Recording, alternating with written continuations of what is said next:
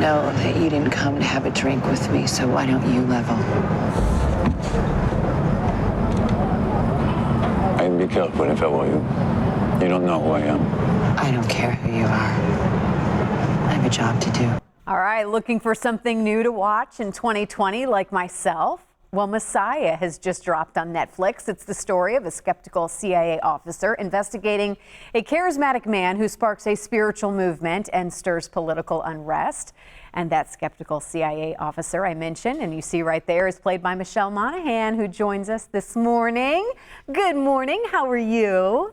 I'm really well. Good morning to you. So I told you right before we got started, I had a chance to watch the first episode last night. I can't wait. It was hard for me to do this interview and prepare because I was trying to find some articles and kind of look at what people were saying, but I don't want to know the ending yet. Talk about this role, though, because it does feel so timely. It feels this story is so unique. And I just feel like with so much going on right now and it being so timely, did it make you kind of second guess yourself? Like, wait a minute, do I really want to take on this role right now?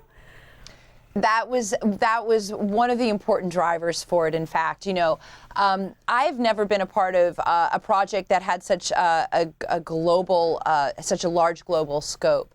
And that was one of the things that felt most exciting to me, you know, aside from the fact that it really is very suspenseful, it's thriller, but it's a geopolitical show, and it represents a multitude of perspectives around the world. And that was, you know, and we're talking about things that are happening today that are very quite relevant, provocative, and timely. And for me, that's, you know, that's music to my ears, you know, and it was just, it's such a well-written show, and it's compelling. And it's a great conversation starter, and my hopes is that it would spark a conversation amongst people who are watching it, and indeed it is. Well, and it's so interesting because Mark Barnett and Roma Downey, those are, of course, the big names producing behind this. Mm-hmm. And when I read something, it's so true, is that it makes you kind of question everything. Like, what would happen if all of a sudden somebody like this stepped forward? How would social media react to him? How would the media cover it? I mean, these are big questions that I think you all have to kind of ask yourself when you're watching this, is it not?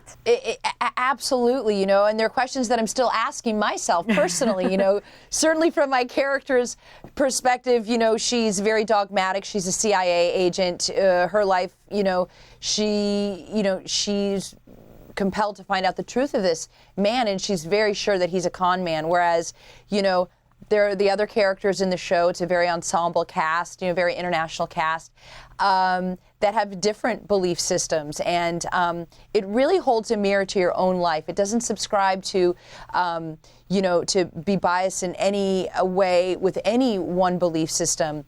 You know, it doesn't matter what religion, you know, you believe in, or what language you speak, or where you've grown up.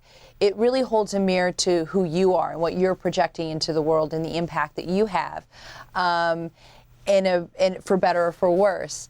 And so what's been great is that, you know, it's allowing for an opportunity for people to connect and to talk about, you know, their own belief systems. Yeah. And that's exciting. That's really exciting to me, especially in times that feel so divisive as they do now. All right, we're out of time. I need to know about season 2. Do we get one? When do you find out?